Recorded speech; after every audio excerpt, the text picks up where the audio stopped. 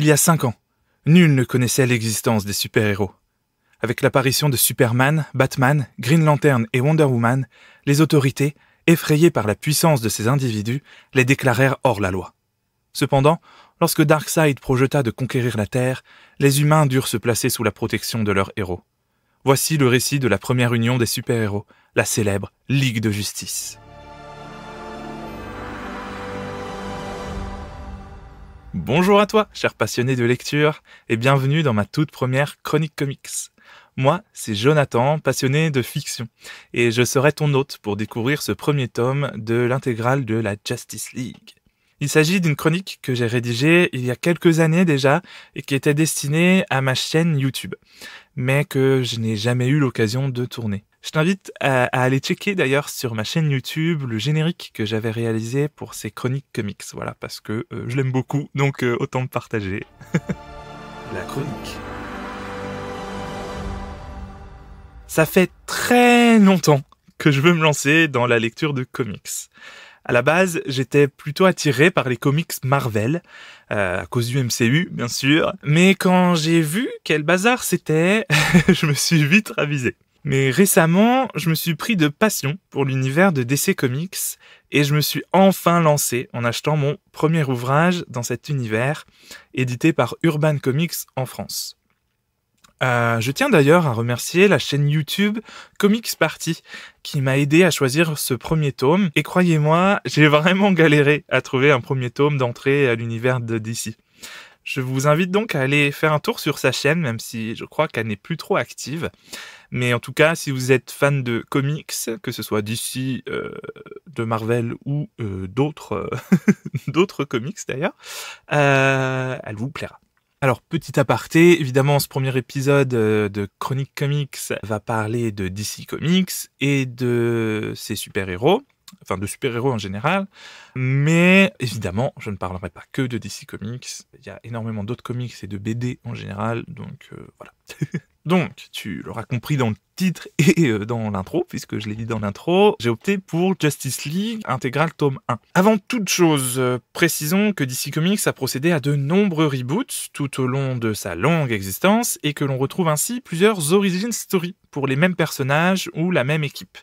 Les événements de ce comics en particulier se déroulent donc juste après le Flashpoint, et cette ère est nommée la New 52 ou Renaissance en français. Précisons également qu'il s'agit d'une intégrale, comme dit précédemment, et qu'il contient les 3 premiers tomes de la série, évidemment disponibles aussi séparément. Et cette série est d'ailleurs également disponible au format nomade chez Urban Comics, qui veut offrir en fait des numéros de comics pour des gens qui n'ont pas les moyens forcément d'acheter un comics au format comics BD cartonné, donc c'est un mix entre le manga et le format BD, souple, avec juste les épisodes sans les bonus. J'ai pu tester sur un autre numéro et franchement ça vaut grave le coup au niveau du prix et franchement c'est quand même de la très bonne qualité. Donc si vous avez l'habitude de lire des mangas par exemple, ça vous choquera pas, c'est un peu plus grand qu'un manga et c'est en couleur, donc bref voilà, et c'est pas cher. Donc voilà, n'hésitez pas. Bon, voilà, on peut enfin débuter la chronique. Je vais d'abord donner un avis général sur chacun des 3 tomes, en parlant de l'histoire, des dessins et de tout ce qui me paraît important en fait. Ensuite, je vous parlerai plus en détail des personnages et je vous donnerai un avis général, que ce soit sur ma lecture, l'édition, DC Comics, etc. Alors, tome 1. On commence évidemment avec le premier tome qui est, si j'ai bien compris, carrément le premier ou l'un des premiers tomes de la New 52, introduisant de ce fait les personnages qui ne se connaissent pas et qui sont apparemment en activité depuis 5 ans. Alors, on est immédiatement embarqué dans l'action avec un Batman enquêtant sur les créatures étranges qui enlèvent des citoyens de Gotham. Il est rapidement rejoint par Green Lantern, qui enquête également sur ces phénomènes. Ils se retrouvent vite à Metropolis pour demander des renseignements à Superman quand ils apprennent que leurs ennemis sont extraterrestres. Flash, qui connaît déjà Green Lantern, Wonder Woman et enfin Aquaman ne tarderont pas à les rejoindre. Cyborg, quant à lui, a carrément le droit à son origin story dans le récit. Ils finiront évidemment par s'unir malgré leurs différences afin d'affronter un ennemi commun. Jim Lee est au dessin de ses 6 premiers numéros et c'est tant mieux. Ce gars a un talent incroyable et j'ai été complètement envoûté par son coup de crayon. Les scènes sont magnifiques, et il n'est pas rare de se perdre dans leur contemplation. Et ne parlons même pas des doubles pages, tout simplement sublimes. La colorisation est également à saluer et rend vraiment justice à tout ce travail. Alors, mon avis sur cette première histoire est plutôt mitigé. J'ai aimé être tout de suite emporté dans l'action, mais cette action a un prix, l'histoire. En effet, le scénario s'en retrouve vraiment amaigri et ne se succède que des scènes de combat, sans vraiment entrer dans les détails.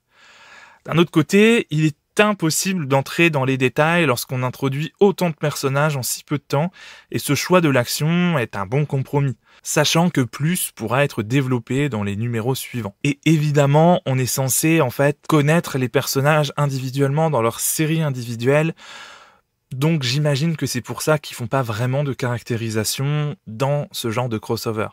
Mais je trouve ça quand même dommage parfois. J'en parlerai tout à l'heure avec les personnages, mais la condescendance de certains et leur ego surdimensionné m'ont à la fois perturbé, surpris et surtout énervé. J'ai donc aimé, mais la suite ne devait absolument pas me décevoir pour ne pas me lâcher en cours de route. À noter que le film Justice League, sorti en 2017, est en partie inspiré des événements de ce comics, même si l'histoire est totalement différente. Cependant, une adaptation animée de ce comics existe sous le nom de Justice League War et remplace Aquaman par Shazam. Tome 2. Ce deuxième tome est découpé en plus ou moins 3 parties. Un prologue, un hors-série en mode recrutement et l'histoire à proprement parler en 4 numéros. Le petit résumé, le seul survivant de l'attaque de Darkseid dans le tome précédent a tout perdu en plus d'être gravement tombé malade. Il tient la Justice League pour seul responsable et va essayer de se venger. Les dessins. Les dessins de Geneha pour le premier numéro ne m'ont absolument pas convaincu. Mais heureusement, il n'est aux commandes que de celui-ci. Le deuxième est dessiné par Carlos D'Anda et Ivan Reis, et c'est déjà beaucoup mieux. Jim Lee reprend ensuite le relais sur le reste du tome, et c'est donc parfait. Mon avis. Les 2 premiers numéros, un peu à part, même s'ils amènent quand même quelque chose à l'histoire principale, m'ont un peu perturbé. J'avais l'impression d'avoir manqué un épisode ou quelque chose comme ça. Je suis pourtant resté intrigué. J'ai par contre été complètement emballé par l'histoire principale en 4 numéros. Nous avons le droit à un récit bien plus profond et conséquent que dans le premier tome, humanisant beaucoup plus les personnages. J'ai été surpris par l'évolution de certains d'entre eux, mais aussi par une romance que j'avais vraiment pas vu venir. Le tome 2 inclut également 2 stand-alone bonus, Justice League 0 et New 52 Free Comics Book Day. Ces 2 cours d'histoire servent à teaser une intrigue à venir après le tome 3. Et on passe justement au tome 3. Ce 3e tome inclut 2 histoires distinctes cette fois, une première en 2 numéros et une deuxième en 6 numéros. Cette dernière est en réalité un crossover avec Aquaman, et nous pouvons donc y retrouver 3 numéros de ce dernier et 3 numéros de la Justice League. Alors, résumé de Cheetah. Une ancienne amie de Wonder Woman est possédée par une déesse animale. La Justice League propose son aide à l'Amazone et part à sa recherche. Mon avis sur Cheetah, une histoire courte mais bien menée, qui m'a tenu en haleine et m'a même réservé quelques surprises. On en apprend plus sur Diana et c'est très sympa. Pour les dessins de Cheetah, j'ai rien à dire. Tony Daniel fait un très bon boulot et nous offre de très jolies scènes. Résumé du trône d'Atlantis. Alors qu'il pense que la surface lui a envoyé des missiles, le frère d'Aquaman déclare la guerre aux terriens. Vous l'aurez compris, il s'agit plus ou moins de la même intrigue que le film Aquaman, la Justice League en plus. Dans l'ensemble, j'ai beaucoup aimé cette histoire malgré quelques faiblesses. Je n'ai pas forcément compris la réaction de certains personnages, mais pourquoi pas. Les scénaristes n'ont surtout pas eu le temps de les développer plus en profondeur. Mais j'ai passé un bon moment, avec beaucoup d'action, beaucoup de personnages et une histoire centrée sur Aquaman, nous le présentant plus en détail, même si le temps de présence des autres personnages en pâtit forcément. La portée écologique de l'histoire est sympathique, mais malheureusement anecdotique. Pour les dessins, pas moins de 3 artistes se succèdent sur cette seule histoire, en partie à cause du fait qu'il s'agisse d'un crossover. Mais franchement, ça ne m'a pas dérangé une seule seconde, leur style se rejoint parfaitement. Si j'ai un reproche à faire, c'est une touche de sexisme par-ci par-là, avec des poitrines proéminentes notamment. Les personnages. Je vais pas vous présenter les personnages un à un, vous les connaissez déjà tous forcément. Mais nous avons comme personnages principaux Superman, Wonder Woman, Batman, Flash, Green Lantern, Cyborg et Aquaman, ainsi que John Trevor en personnage récurrent. Comme je l'ai déjà dit tout à l'heure, ce qui m'a le plus surpris, c'est l'arrogance de tous ces personnages et la bataille d'ego qui fait rage pendant la bonne moitié de cette intégrale. Quand on y pense, c'est plutôt normal quand on met côte à côte les personnages les plus puissants de la planète et qu'on les compare à des dieux. Mais justement, ils sont avant tout des héros et j'aurais pensé qu'ils sauraient mettre leur ego de côté bien plus rapidement. Le plus égocentrique de tous, c'est Green Lantern. Et je dois dire que je l'ai tout simplement détesté dans le premier tome, à toujours tout ramener à lui et à vouloir prouver qu'il a la plus grosse. Mais du coup, c'est aussi le personnage qui a le plus évolué au fil des pages, et j'ai fini par l'adorer, lui et son humour. Côté humour, Flash est loin d'être le dernier. J'ai globalement aimé le personnage, mais il est bien trop laissé de côté à mon goût. Je sais bien qu'on ne peut pas se concentrer à 100% sur tous les personnages, mais Flash est clairement le perdant, et c'est bien dommage. J'ai adoré Wonder Woman, un personnage qui semble être parmi les hommes depuis peu et qui apprend donc leurs coutumes. J'ai aimé sa légère naïveté, qui s'effrite heureusement de page en page, et sa façon de parler. Superman est lui aussi un peu effacé quand on y pense. En tout cas, je ne l'ai pas du tout trouvé charismatique, et même à la limite de la vantardise en mode « je suis l'homme le plus fort du monde ». Bon, c'est vrai, mais c'est pas une raison pour nous le rappeler sans arrêt. Grosse surprise pour moi concernant Batman. Je vous l'avoue, je n'ai jamais été un grand fan de l'homme chauve-souris. Je l'ai pourtant adoré ici. À première vue, renfermé et secret, il cache bien plus de sentiments qu'on ne peut l'imaginer, et on voit tout de suite qu'il s'agit d'un personnage complexe et très intéressant. Il n'y a d'ailleurs pas à tergiverser pour moi, c'est lui qui doit être le leader de la team. Cyborg est un personnage très sympa et capable d'énormément de choses. J'ai adoré sa dualité entre l'homme et la machine et le fait qu'il se cherche vraiment. Enfin, pour Aquaman, j'ai été plutôt déçu, et bien qu'un tome entier lui soit consacré, j'espère en découvrir plus sur lui dans la suite. Je n'ai pas du tout aimé son entrée en scène en mode je suis le roi chez moi, donc normal que je sois le chef de la ligue. Ouais, mais non en fait, hein. Après, il s'agit quand même d'un personnage intéressant, donc à voir. Pour conclure, j'ai adoré découvrir plus ou moins dans les détails tous ces personnages. Mais par-dessus tout, de voir comment ils commencent à coopérer, avec beaucoup de réticence au début. Leur lien se resserre de page en page, et finalement, cette ligue leur permet aussi d'échapper à cette solitude propre aux super-héros, et d'avoir de vrais amis qui les comprennent comme aucun autre. Ces personnages ont pourtant réussi à me surprendre, et j'ai vraiment hâte de les retrouver bientôt. Un petit mot maintenant sur l'édition, et donc je vous parle de l'intégrale tome 1 de 600 pages, disponible pour 30 €, qui est donc en format comics normal, voilà. Le rapport qualité-prix est tout simplement imbattable, hein. Et encore, moi, quand je l'ai acheté, il était encore moins cher à 28 €, mais avec l'inflation, voilà, il se retrouve à 30 €. En plus, la qualité est là, hein, clairement. Franchement, je suis fan de cette édition, et malgré son gros format, parfois peu facile à manier, je le préfère au format unitaire, plus cher, et surtout bien moins fourni. Pour tout vous dire, j'espère que l'éditeur va sortir la majorité de ses titres dans ce format, car je prévois d'acheter au maximum en version intégrale. Côté bonus, on a le droit évidemment à toutes les couvertures, ainsi qu'à leur version crayonnée et à des variantes. Quelques pages d'introduction nous aident aussi à mieux situer le récit et ce reboot, mais nous présentent également les personnages principaux.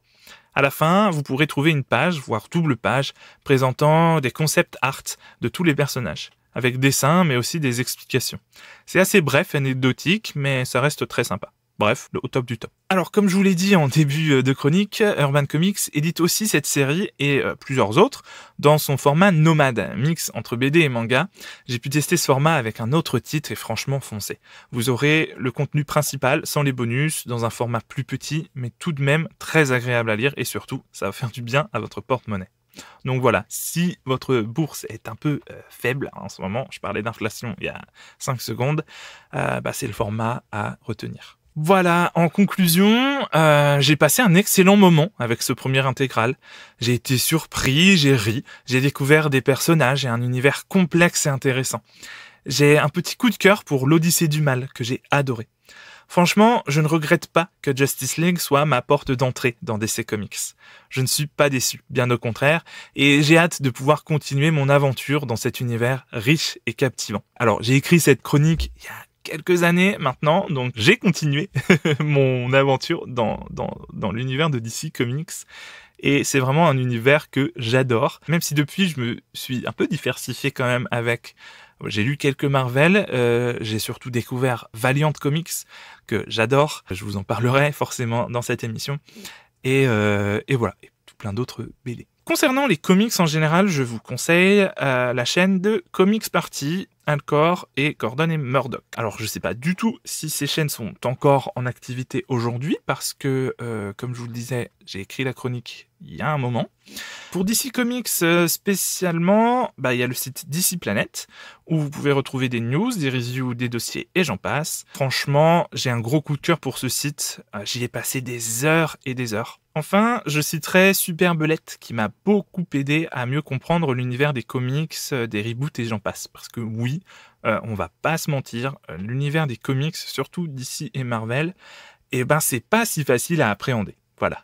Bon, voilà, en espérant que cette chronique comics vous ait plu et qu'elle ne vous a pas paru trop longue. En tout cas, on se retrouve la semaine prochaine pour une autre chronique, pour un autre avis de Jonah. Et je vous fais des bisous, voilà, pourquoi pas. Et prenez soin de vous, voilà. Et je sais pas pourquoi, un coup je vous tutoie, un coup je vous vois, bref.